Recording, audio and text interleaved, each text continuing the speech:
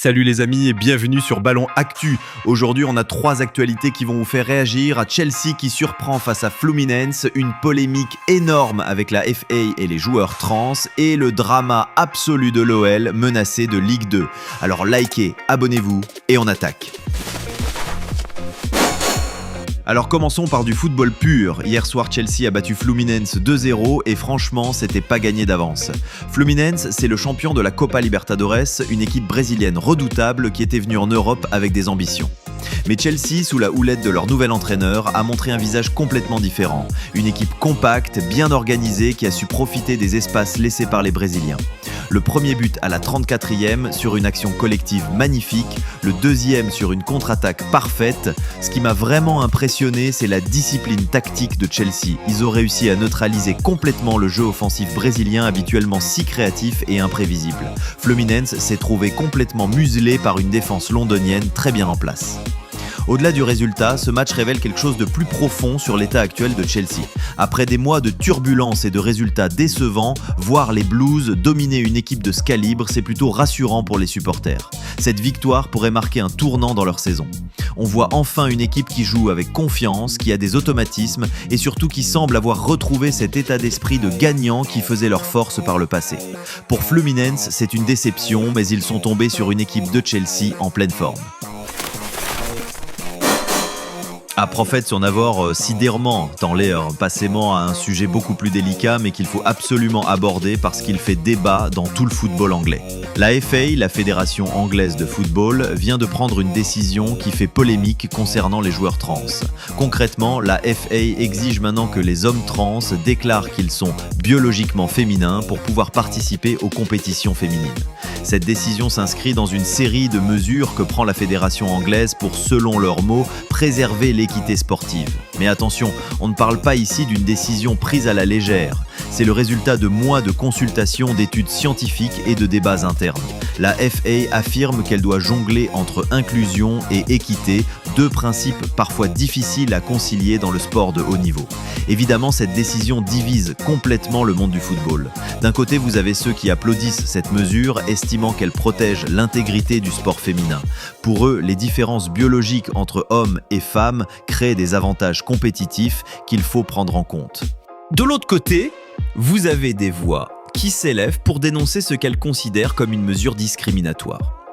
Les associations de défense des droits LGBT+, parlent de recul historique, _, et dénoncent une politique qui exclut plutôt qu'elle n'inclut. Plusieurs joueuses professionnelles ont pris position, certaines soutenant la décision de la FA, d'autres la critiquant vivement. Ce qui est sûr, c'est que ce débat dépasse largement le cadre du football et touche à des questions sociétales plus profondes. Les clubs aussi sont divisés. Certains soutiennent publiquement la décision, d'autres préfèrent rester silencieux. C'est un sujet tellement sensible que beaucoup d'acteurs du football préfèrent ne pas s'exprimer publiquement. Ce qui est intéressant, c'est que la décision de la FA pourrait faire école.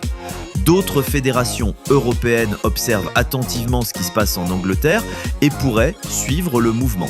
On sait que la FIFA travaille également sur ces questions et qu'une position commune pourrait émerger dans les mois à venir.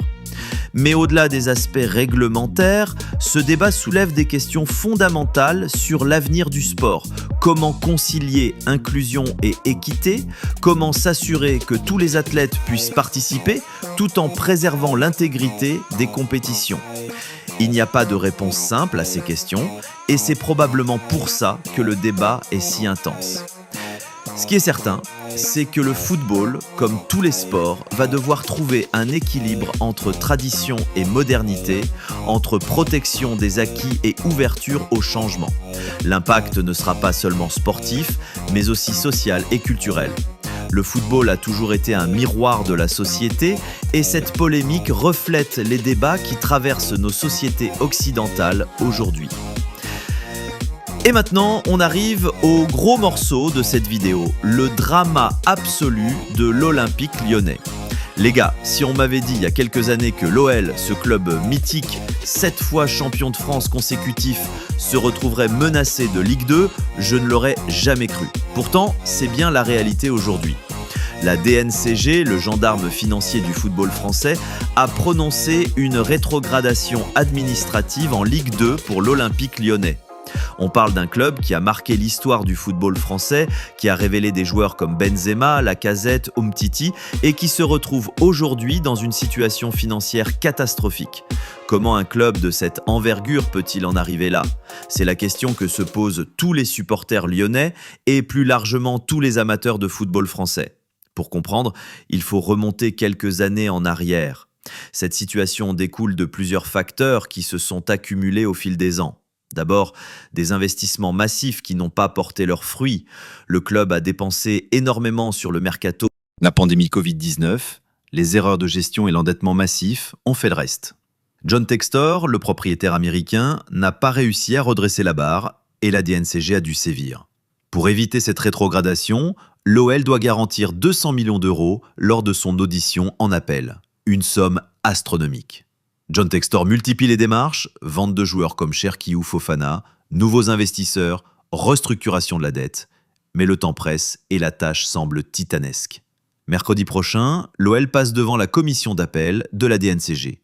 C'est le dernier espoir. Les joueurs sont inquiets, les supporters en colère. Si l'OL ne convainc pas la commission, on assistera à l'une des plus grandes chutes de l'histoire du football français. Un club qui était en Ligue des Champions se retrouverait en Ligue 2. Cette situation pose des questions sur l'ensemble du football français. L'OL, c'est un symbole, le porte-étendard du football français en Europe. Le voir dans cette situation, c'est un électrochoc qui montre la fragilité économique du football français face aux ligues européennes plus riches. Voilà les amis, on arrive au terme de cette vidéo, riche en actualité. Entre Chelsea qui retrouve des couleurs, la polémique qui secoue la FA britannique et le drama absolu de l'Olympique lyonnais, on peut dire qu'on a une autre dose d'émotion. Dites-moi en commentaire ce que vous pensez de ces trois actualités. Pensez-vous que l'OL va s'en sortir ? La décision de la FA vous semble-t-elle justifiée ?